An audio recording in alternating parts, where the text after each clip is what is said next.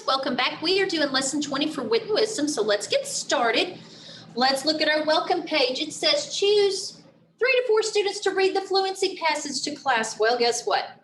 That would be me. I will be the 3 to 4 students. So let me get my page pulled up and let me screen share it with you.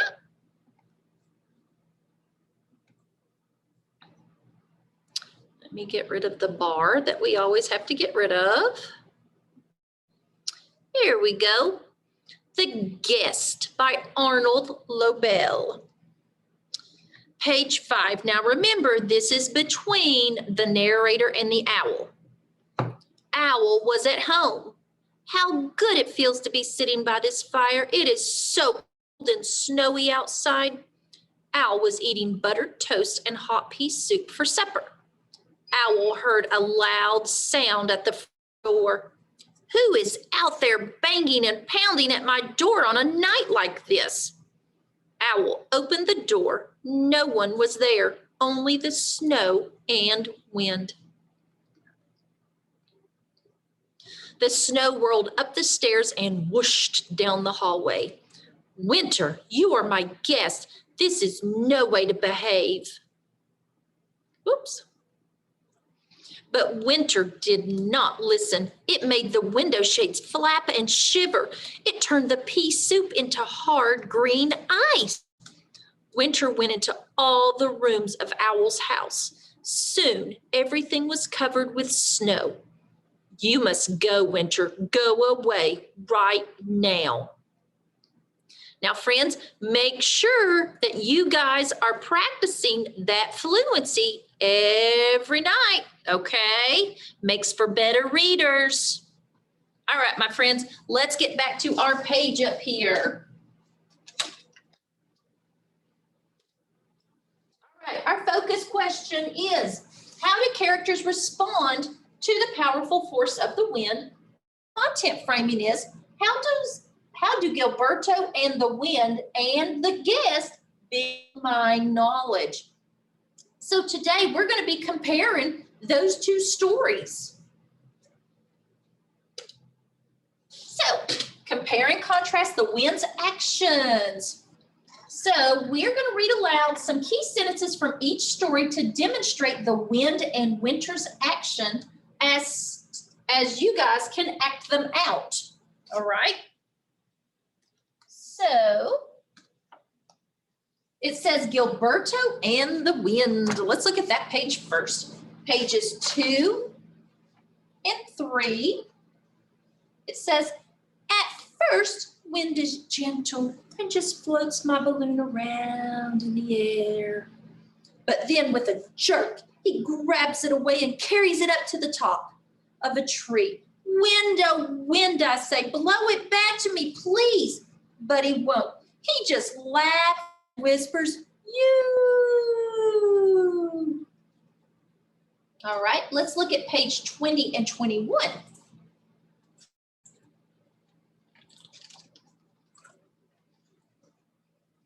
And when I have a pinwheel, wind comes in place too. First, I blow it myself to show him how. Then I hold it out and hold it up, and the wind blows it for me.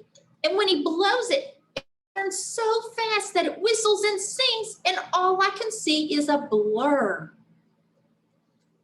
And then let's look at 26.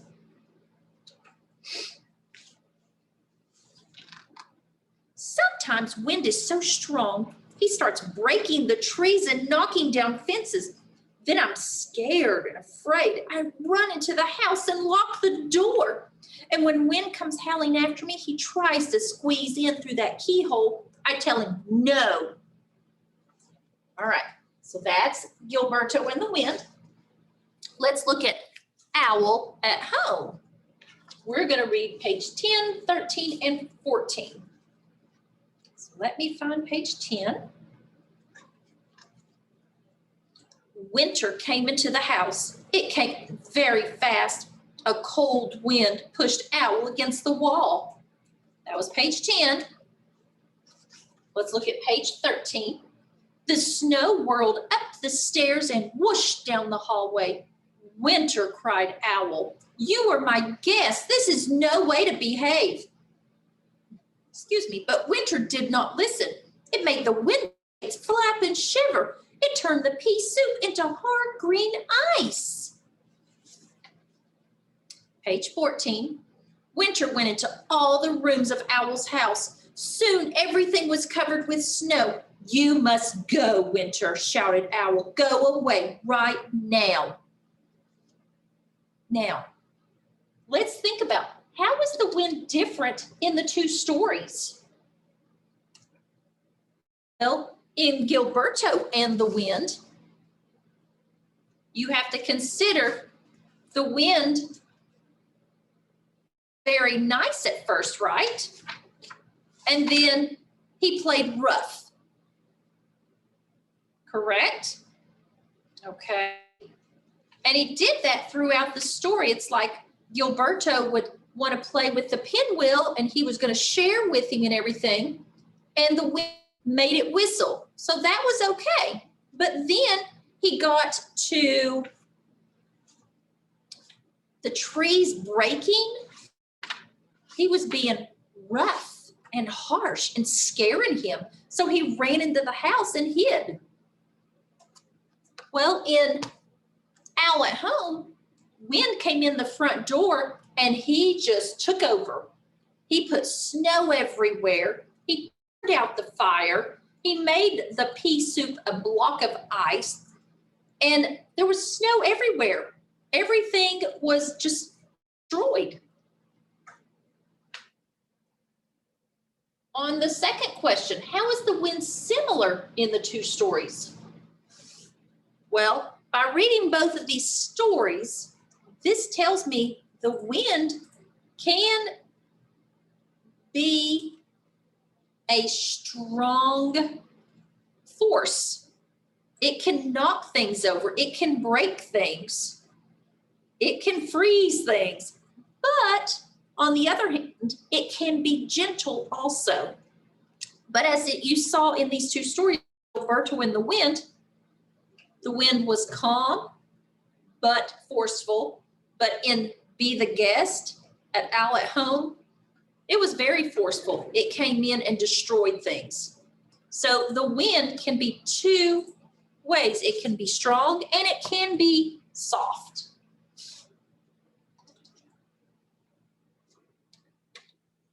All right, so let's look at our genre.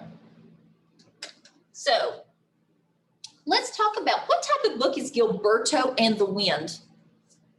Look at this book here. It's got a character on the front of it. So having a character on it would tell us it's more like a storybook, because in this it has a setting, it has characters, it has a problem, but it has a beginning, a middle, and an end. All right? So this is more of a storybook.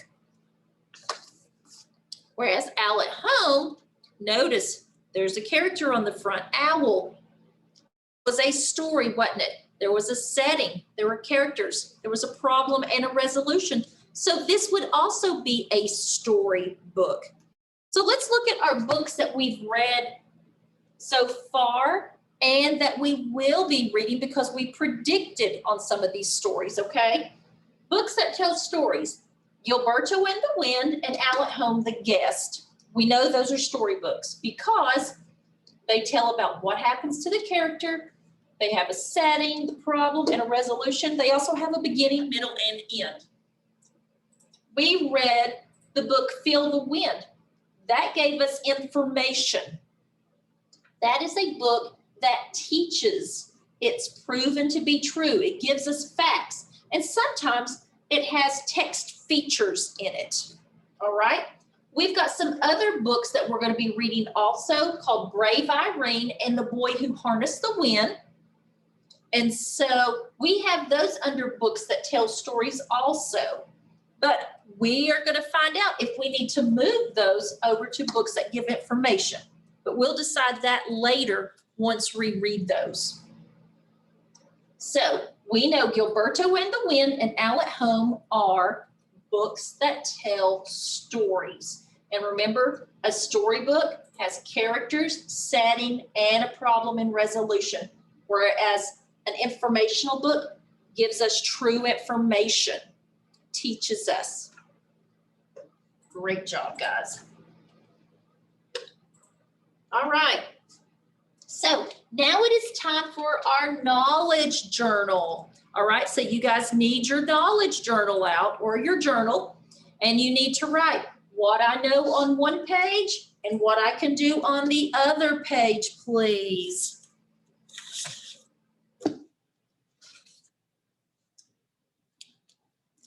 Let me get my list here.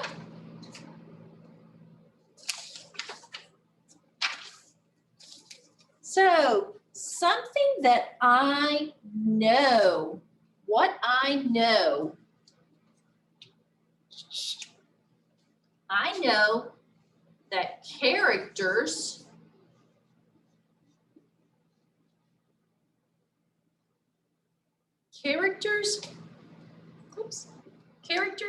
feelings can change. All right. What's something else that I know? The wind can be gentle or strong. All right, and one more. The wind can make you have different emotions.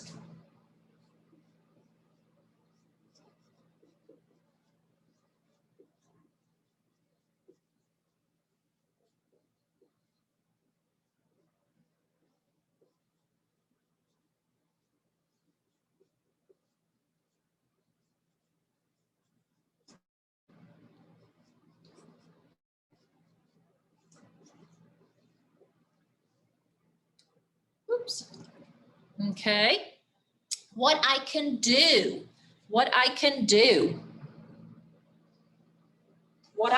is I can write a story.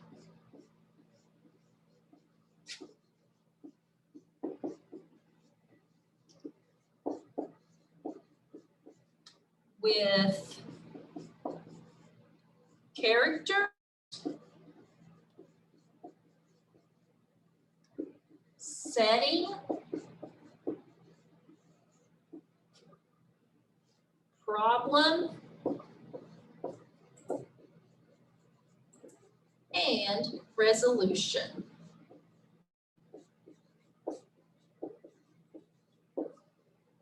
Okay. I can also use verb tenses.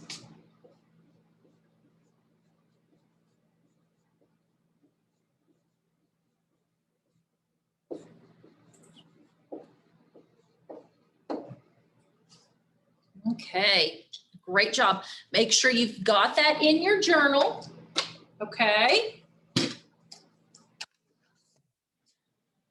All right, so let's erase it.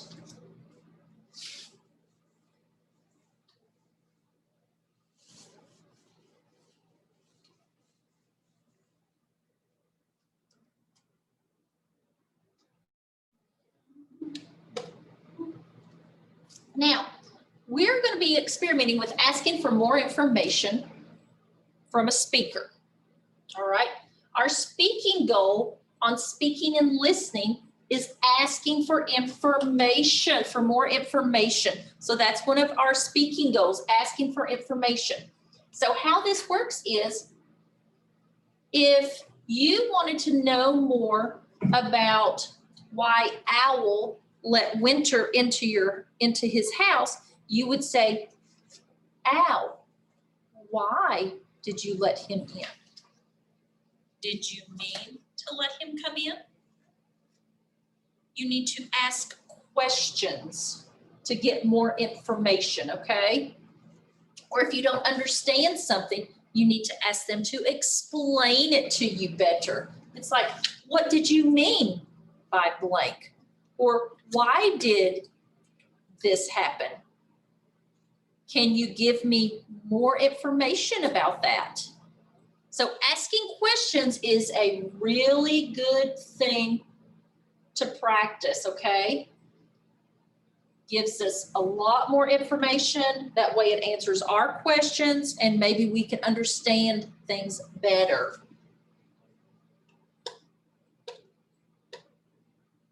All right, so our content framing. How do Gilberto and the wind and the guests build my knowledge? And what did we learn about our character's response to the powerful force of the wind? So what did we learn? What do we know about Gilberto with the wind? The wind was his friend, right? He liked him at certain moments, but then he didn't like him at certain moments. And the owl, he didn't really care for the wind, did he? No. So both characters had different emotions or feelings towards the wind.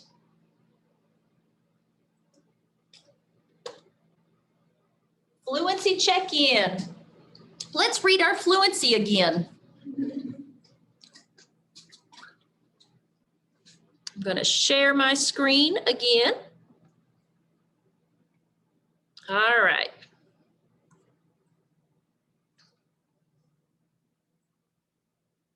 Okay, remember, it's between narrator and owl. It's called The Guest by Arnold Lobel.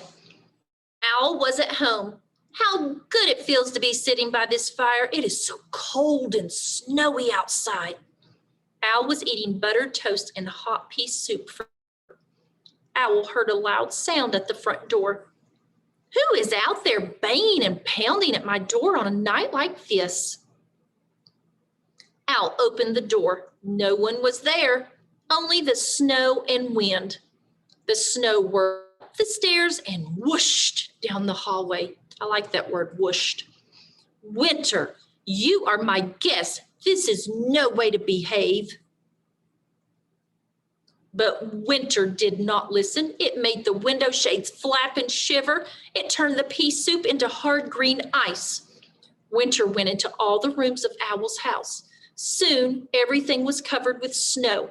You must go, Winter. Go away right now. Okay.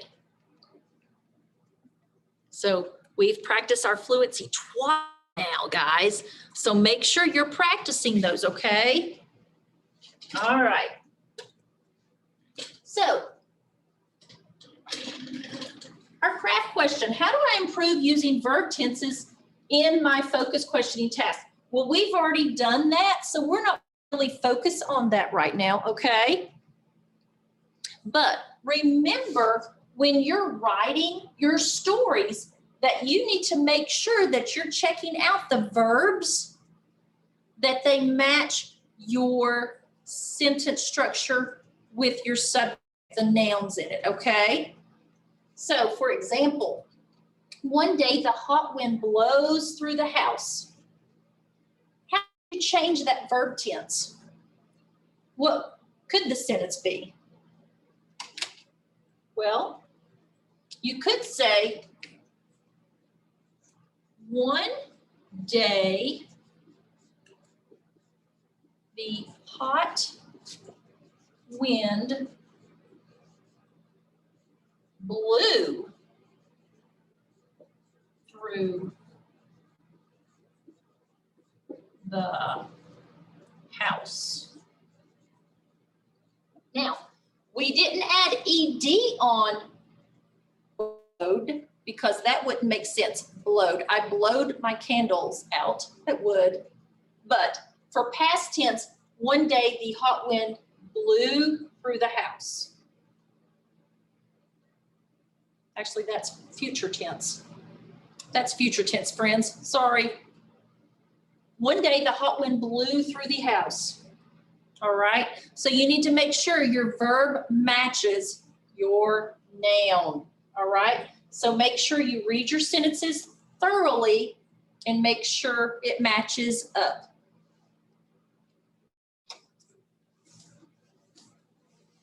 All right. So that is the end of this lesson. And I'll see you back here tomorrow, my friends. Bye.